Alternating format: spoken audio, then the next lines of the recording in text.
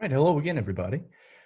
So this is the next segment of our portion of the class on Socrates, right? So recall that the lectures starting off are a little bit shorter, and then we have two longer lectures right at the end, and those lectures are about the apology. So much of our text in the Gardner bit here draws from the apology, and so that's where Socrates will lay out his method and lay out how he believes that he is the wisest in Athens, things like this. So we're just going to go into more depth in those later lectures. So I'm just kind of hitting the highlights now so that you go into the reading with just like a baseline understanding of what Socrates is all about. Okay, so recall that from our lecture on the sophists, that the sophists and really just um, people in Athens at the time, like philosophers in Athens at the time, are not so much concerned about what's going on in the natural world.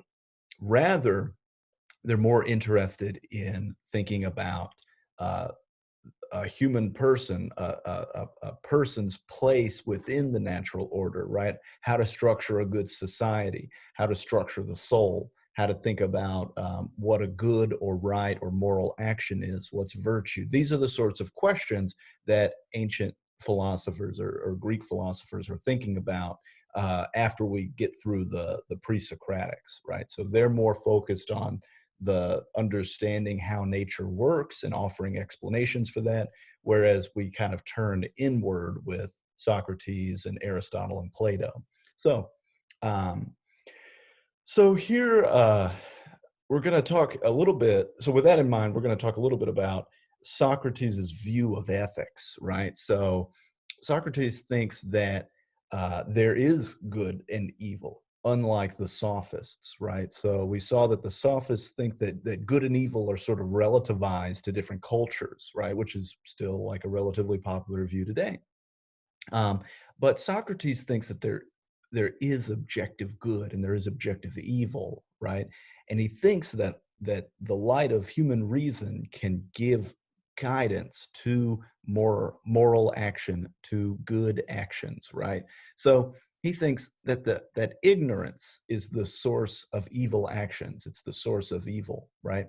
So if you knowingly do evil, like that doesn't make sense for Socrates. Rather, you do it because you don't understand that it is evil, right? Somebody that does evil must be ignorant to some degree.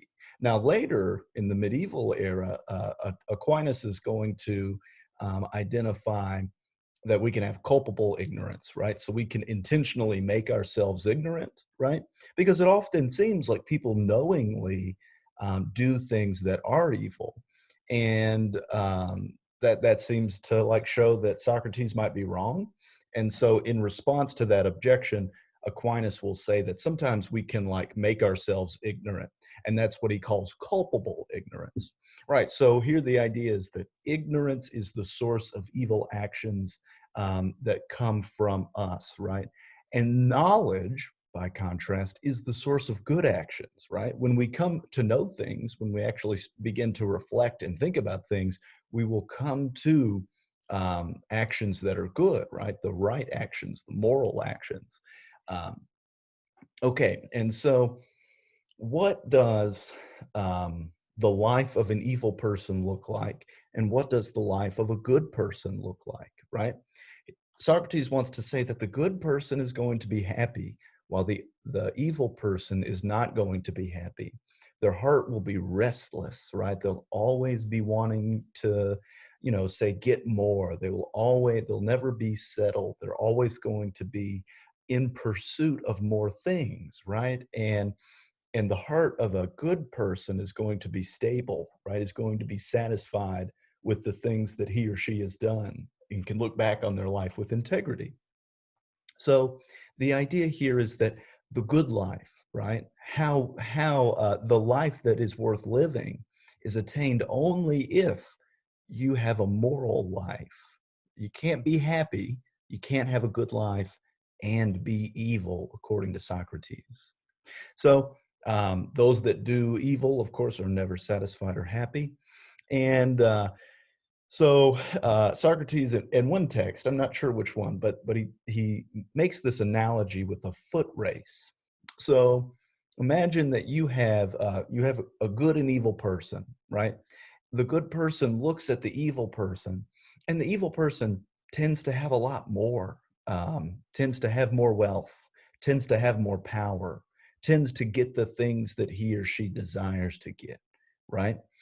Um, the good person may ask, why are all these good things happening to this evil person, right? And why can't I get those things? Socrates says, in response to this kind of question, Socrates says that, look, it's the good person and the evil person are kind of like it's like a foot race, right? Somebody who is evil runs really quickly at the very beginning of the race, right? And they get farther ahead, at least it looks like. Whereas the good person is slow and steady, right? Pretty soon, the person that's going really fast, right? They're going to get tired. They're going to not finish the race, right? But the good person who is slow and steady will finish the race ahead of the evil person, right? So the analogy is, even though it appears that evil people have more than you, right?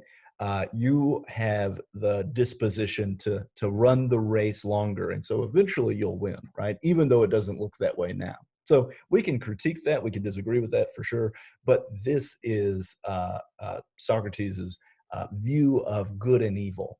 Okay, so should be either our next lecture or the one after it. I'm not sure yet. Will be where we'll read the analogy, excuse me, the apology, and then we will look at think about these Socratic themes in that text, right? So it's always good to look at some primary source material when you're doing a philosophy class, and I think the apology is a really good one. So thanks.